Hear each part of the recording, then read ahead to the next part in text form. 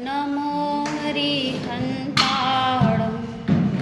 नमो सिद्धाणं नमो आयरियाणं नमो वज्झायाणं नमो लोये सवसाहुणम्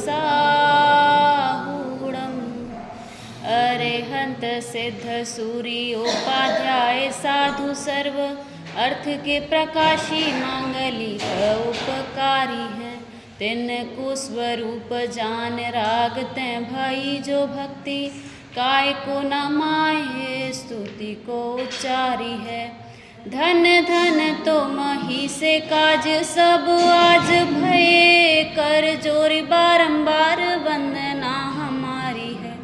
मंगल कल्याण सुख ऐसो हम चाहत हैं हो मेरी ऐसी दशा जैसी तुम धारी है। हो मेरी ऐसी दशा जैसी तुम धारी है। आज हम स्तुति जो पढ़ते हैं ना अति पूर्ण उदय मम आया दर्शन स्तुति पेज नंबर 3 की चर्चा करेंगे। 3 पेज नंबर कर लो जनवर की पूजन में। ये कवि श्री अमरचंद जी ने लिखी है। ऊपर की 4 पंक्तियां साथ में पढ़ेंगे फिर इसका अर्थ करेंगे। अति पूर्ण उदय मम आया प्रभु तुमरा दर्शन पाया। अब तक तुमको बिन जाने दुख पाए निज गुण हाने।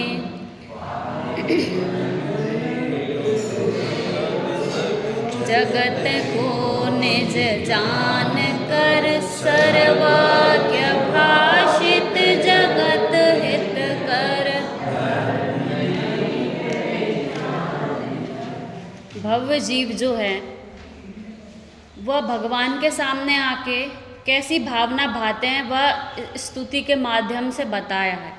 क्या बताया है कि हे प्रभु जगत की सारी चीज़ों को पाकर तो मैंने पुण्य का अनुभव कई बार किया है, परंतु आपके दर्शन पाकर आज ऐसा अनुभव हुआ कि मेरा अति पुण्य का उदय आया है। पता नहीं मैंने कितने पुण्य किए थे जिस पुण्य का उदय के कारण मुझे हमें सुबह शाम जब चाहे भगवान के दर्शन हो जाते हैं। तो अति पुण्य उदय मम आया प्रभु तुमरा दर्शन पाया। अब तक तुमको बिन जाने दुख पाए निज गुण हाने। हमने क्या दुख पाए, क्या फल मिला भगवान के दर्शन करने से और क्या अब तक नहीं मिला था जो भगवान के दर्शन करने से अब हमें मिल जाएगा। तो कह रहे हैं कि अभी तक हे भगवान मैंने आपके दर्शन तो किए पर आपको पहचाने बिना मैंने कैसे दुख पाए कि मैंने जगत को तो पहचाना लेकिन अपने आप को नहीं पहचाना अभी तक। इसलिए संसार परिभ्रमण करता रहा और मैंने निज गुण हानि जो मिथ्यात्व है ना, ये मिथ्यात्व देखो किसी द्रव्य के गुण की हानि तो नहीं होती। द्रव्य के गुण अपन ने पता है ना किसी द्रव्य के गुण कम होते हैं ना ज़्यादा होते हैं, परंतु जो मिथ्यात्व है ना, मिथ्यात्व क्या है हमारा जो श्रद्धान है वो विपरीत जा रहा है, उसके कारण हमें अपनी आत्मा की खबर नहीं है। इसका अर्थ ये है कि कैसे मैंने गुणों की हानि की है कि हे प्रभु आपके दर्शन से अब मैं क्या करूँगा कि आपके दर्शन से मुझे ये खबर हुई है कि सुख कहाँ है। जैसे आपने सुख प्रकट किया है किसको देखकर, अपनी आत्मा को देखकर जानकर सुख प्रकट किया है। हे प्रभु मेरा जो अति पुण्य का उदय आया है तो अब मैं क्या करूं कि आपको देखकर किसका दर्शन करूं, अपना दर्शन करूं। फिर क्या लिखा है, पाए अनंत दुख अब तक जगत को निज जान कर। कोई पड़ोसी के घर को अपना माने, निरंतर चिंतन करता रहे कि ये जो अच्छा घर है ना, अच्छे खासा जो बढ़िया घर है, महल है, ये मेरा है मेरा है मेरा है, कितना भी चिंतन करे क्या वो उसका हो सकता है क्या, कभी नहीं हो सकता। तो क्या कह रहे हैं कि मैंने निरंतर अभी तक अनंत भवों में मैंने दुख किस कारण से पाया है कि मैंने जगत के सभी पदार्थों को अपना माना है। एक भी वस्तु मैंने नहीं छोड़ी जिसको मैंने अपना नहीं माना। सभी वस्तुओं को अपना मानकर, जबकि वो मेरी है नहीं, कोई चीज़ मिली नहीं उसके पहले हमको सुख होने लगता है। हम उसका स्वभाव क्यों नहीं समझते कि पुण्य के उदय से वो चीज़ मिली है और पुण्य के उदय जाने पर वो चली जाएगी, मेरे अपने मानने से ना वो आई है ना रहेगी। तो जिस समय मिली है उसी समय यदि भेद विज्ञान ये जीव कर ले तो जब वो जाएगी ना तो उस समय इसको दुख नहीं होगा। तो जगत को अपना मानकर, हर एक वस्तु को अपना मानकर, मेरे माता पिता, मेरे पुत्र आदि सभी चीज़ों को अपना मानकर इस जीव ने निरंतर दुख ही दुख पाया है। फिर क्या लिखा है, सर्वज्ञ भाषित जगत हितकर। सर्वज्ञ के द्वारा भाषित मतलब कहे हुए, और जगत, भगवान की वाणी कैसी होती है, सभी जीवों के लिए हितकार होती है, हितरूप होती है, सभी जीवों के लिए हित का करने वाली होती है। तो सर्वज्ञ के द्वारा कही हुई जो जनवाणी है उस धर्म को नहीं पहचाना। बहुत सारे धर्म हैं, सभी धर्मों को ये मेरा धर्म है, ये मेरा धर्म है, ये मेरा धर्म है। धर्म मतलब मैं स्वभाव, ये मैं करने वाला हूँ, ये मैं करने वाला हूँ, लेकिन इसको मैंने कभी नहीं माना कि मैं क्या करने वाला हूँ, मैं मात्र जानने वाला हूँ। मेरा जो धर्म है भगवान के द्वारा कहा हुआ कि हे जीव, यदि तू मात्र जानेगा देखेगा ना तो सभी जीव तुझसे सुखी रहेंगे और तू भी सुखी रहेगा। ऐसा धर्म मैंने नहीं पहचाना। ऐसा भगवान की वाणी जो है वो कैसी है, सभी जीवों के लिए हितकार है, उस धर्म को मैंने नहीं पहचाना, इसलिए मैंने कैसे दुख पाए, अनंत दुख पाए। 6 डाला में हमने पढ़ा है ना कि कभी निबल पशु हुआ तो सबल पशुओं के द्वारा खाया गया, है ना। कैसे कैसे जानवरों, जब मैं ऐसी गतियों में गया तो छेदन, बंधन आदि अनेक दुख इस जीव ने पाए, लेकिन सब भूल गए। तो इसका ये बता रहे हैं कि 84 लाख योनियों में जीव गया, स्वर्ग में भी गया तो वहाँ पे भी इसको क्या हुई, आकुलताई लगी हाथ में, क्योंकि वहाँ से आके क्या, वहाँ के सुख भोग कर जीव कहाँ आता है, निगोद आदि त्र्यंच आदि गतियों में ही तो आएगा ना। तो उस लिमिटेड टाइम के लिए भले ही अपन को दिख रहा है कि धन संपत्ति उनके पास है, लेकिन मानसिक दुख कितना है वो हमें ख्याल में नहीं रहता। तो ऐसे ही अनंत दुख इस जीव ने पाए हैं और इस धर्म को नहीं पहचाना कि मेरा धर्म क्या है, मेरा स्वभाव क्या है, ऐसा इस जीव ने नहीं पहचाना। हाँ हाँ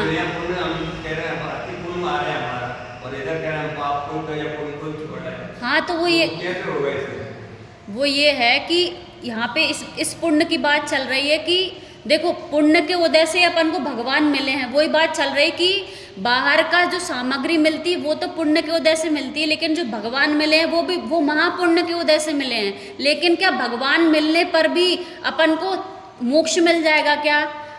दोनों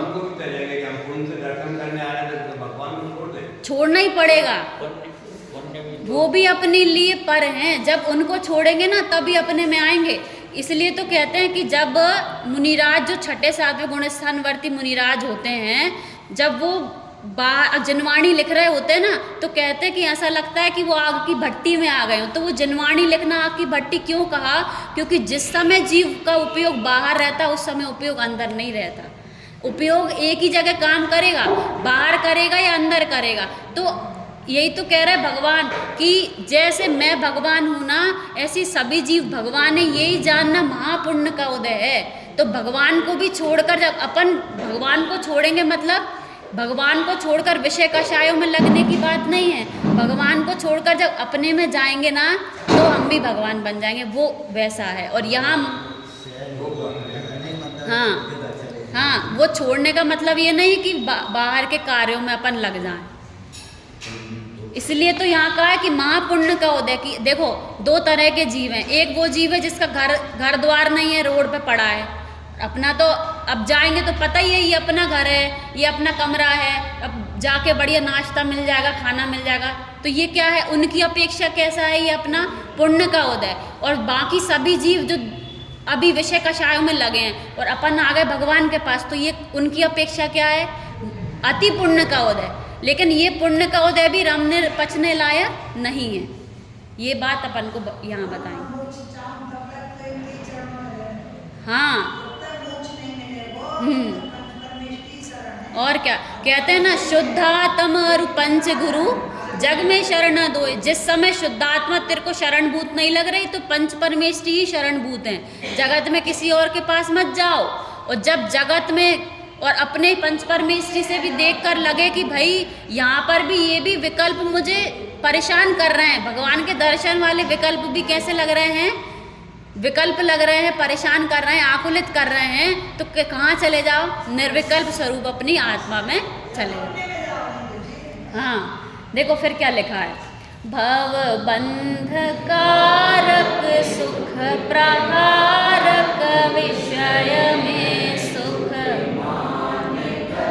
निज पर विवेचक ज्ञानमय सुख निधि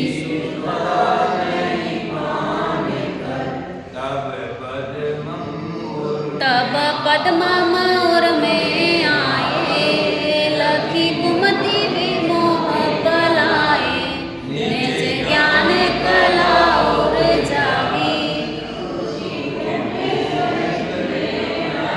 बस क्या कह रहे हैं कि जो विषय सुख है ना, इस जीव ने पंचेंद्रिय के विषयों में ही सुख माना है।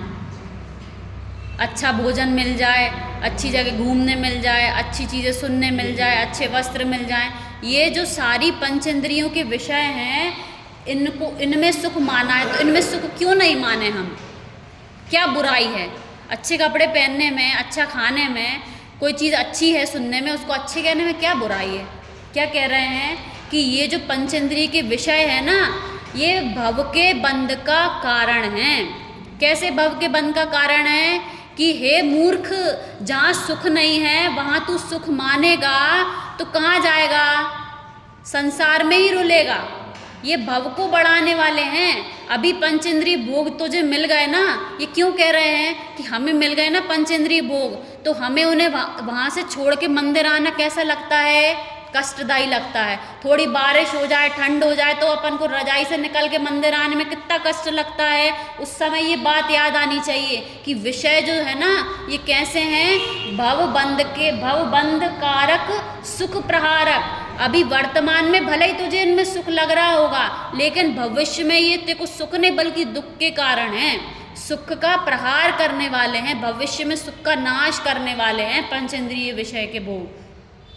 निज पर विवेचक ज्ञानमय सुख निधि सुधा नहीं पान कर। क्या कह रहे हैं कि हे भगवान, मैंने अभी तक पंचेंद्रिय विषयों में ही सुख माना और निज और पर का विवेचक माने बताने वाला ज्ञान में सुख निधि, सुख की निधि जो आत्मा है ना, उस आत्मा को, आत्मा की सुधा माने अमृत, आत्मा रूपी अमृत का मैंने अभी तक पान नहीं किया, इसलिए अनंत जन्म मरण इस जीव के हो रहे हैं।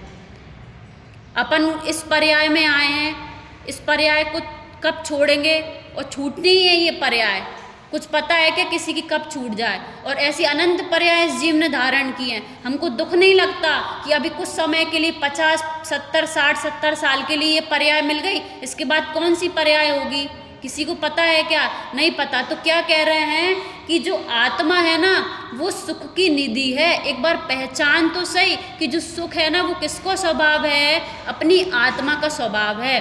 कल सुमत प्रकाश जी भाई साहब के प्रवचन सुन रहे थे, उसमें बताया उन्होंने कि जो ध्रुव है ना, ध्रुव मतलब अपनी आत्मा ध्रुव है, और जो उत्पाद वह माने जो आ रही है और जा रही है, ये जो कषायों की जो पर्याय है ना, ये पर्याय मात्र हैं। वो कषाय होते हुए भी उत्पाद और वह होते हुए भी जो आत्मा है वो कैसी है? ध्रुव है। तो जिस समय हमें कषाय हो ना, उस समय देखना है कि जो कषाय अभी थी क्या?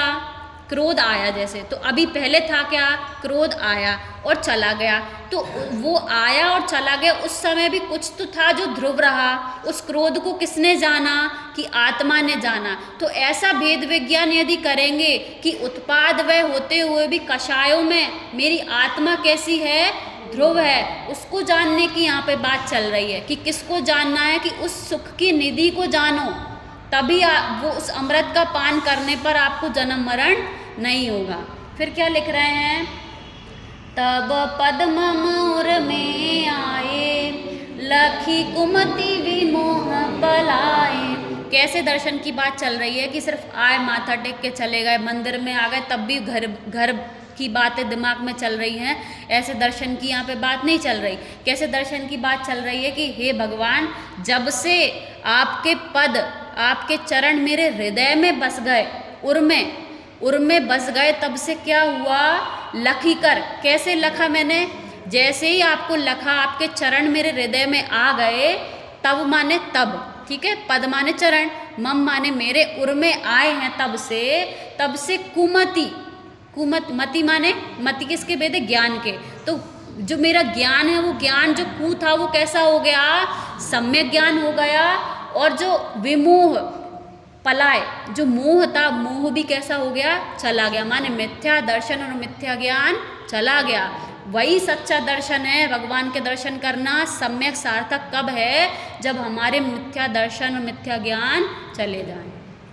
क्या लिख रहे हैं आगे, निज ज्ञान कला और जागी, कुमति से सुमति हुआ तो क्या हुआ, निज ज्ञान कला जागी और रुचि पूर्ण स्वहित में लागी। अब मेरी रुचि, अब मेरा श्रद्धान बाहर नहीं भागता, 10 जनों के प्रति नहीं भागता, अब रुचि कहाँ लग गई, श्रद्धान कहाँ हो गया, विमोह मिथ्यात्व जाने का परिणाम क्या हुआ कि अब मेरी रुचि बाहर नहीं भागती।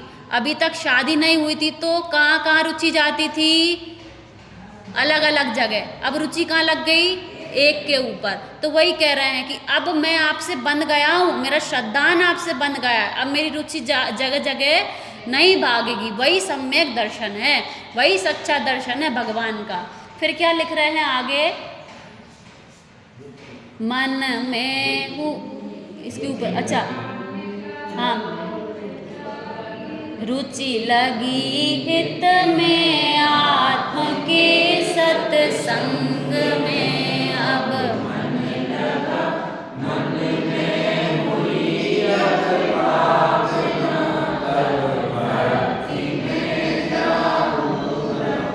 प्रिय वचन की हो टेव, गुणी गण गान में ही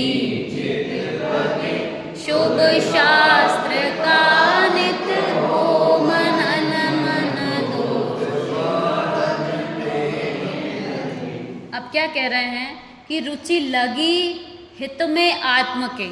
अभी तक रुचि कहाँ लगी थी, बाहर में रुचि लगी थी और उसी को ही आत्मा का हित मान रहा था ये जीव। अब बोल रहे हैं कि हे भगवान, जब से आपके दर्शन किए हैं, देखा है कि आप हाथ पे हाथ रख के बैठे हैं, मानो कोई भी कार्य करने को बचा ही नहीं है।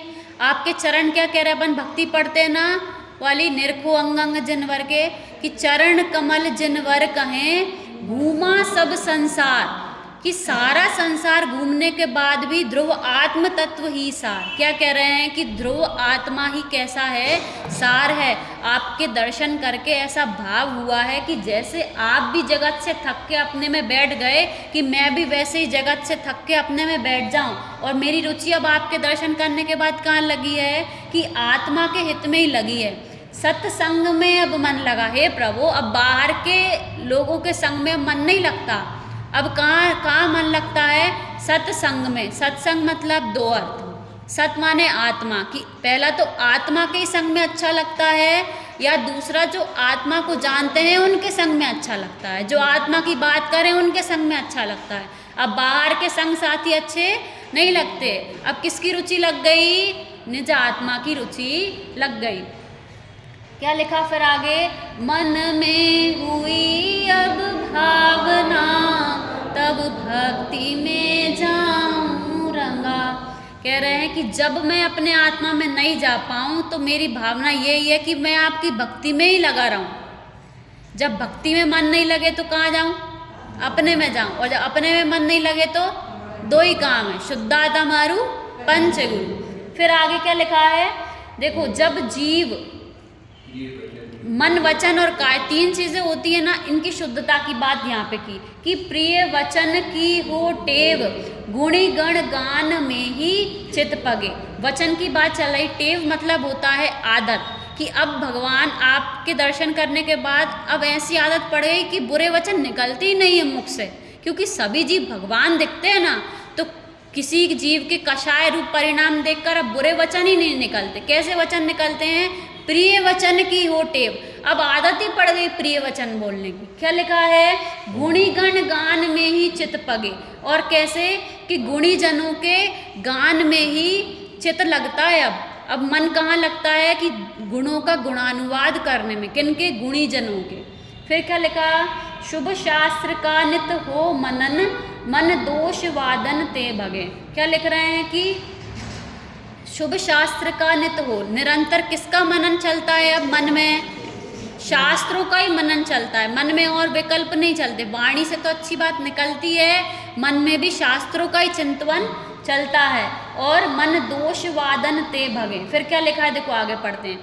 कब समता उर में लाकर, द्वादश अनुप्रेक्षा भाकर।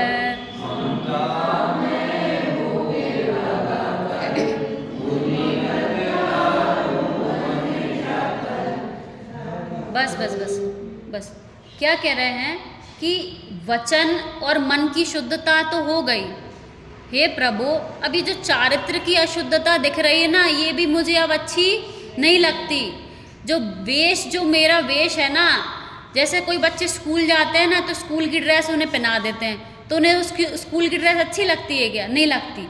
जब पहनाते हैं अरे मम्मी, फिर आते ऐसे उतारते हैं ऐसे कि बहुत खुश हो गए हो। ऐसे ही कह रहे हैं यहाँ पे कि ये जो वेश मैंने धारण कर रखा है ना, शरीर, ये मुझे अब अच्छा नहीं लगता। मेरा वेश क्या है, क्या कह रहे हैं, कब समता उर में लाकर, द्वादश अनुप्रेक्षा भाकर। हे प्रभु अब समता मन में लाकर, और मैं क्या चाहता हूँ कि 12 भावनाओं का चिंतन करके, और ये जो ममता में भूत है ना, ममता माने जो पर वस्तु मुझे अच्छी लग रही हैं, कि मुनिव्रत धारूं तो ऐसा नहीं धारूं कि पर वस्तु में तब भी ममता रहे, नहीं, पहले ममता छूटे फिर अपने आप मुनिपना आ जाए, ऐसी मुनिपना मुझे चाहिए कि ममता में भूत भगाकर मुनिव्रत धारू वन जाकर। वन में जाकर हे प्रभु मैं भी क्या बनना चाहता हूँ, मुनि बनना चाहता हूँ, 12 भावना का चिंतन करना चाहता हूँ। अपन वो भजन पढ़ते ना, संत साधु बन के विचरूं, वह घड़ी कब आएगी। संत साधु बन के विचरूं, वह घड़ी कब आएगी। आत्मे पीछी कमंडल, ध्यान आत्म राम का, छोड़ कर घर बार दीक्षा की घड़ी कब आएगी। कि हे प्रभु हाथ में पीछी कमंडल हो और ध्यान किसका रहे, आत्म राम का। ऐसी मुनि दशा मुझे चाहिए।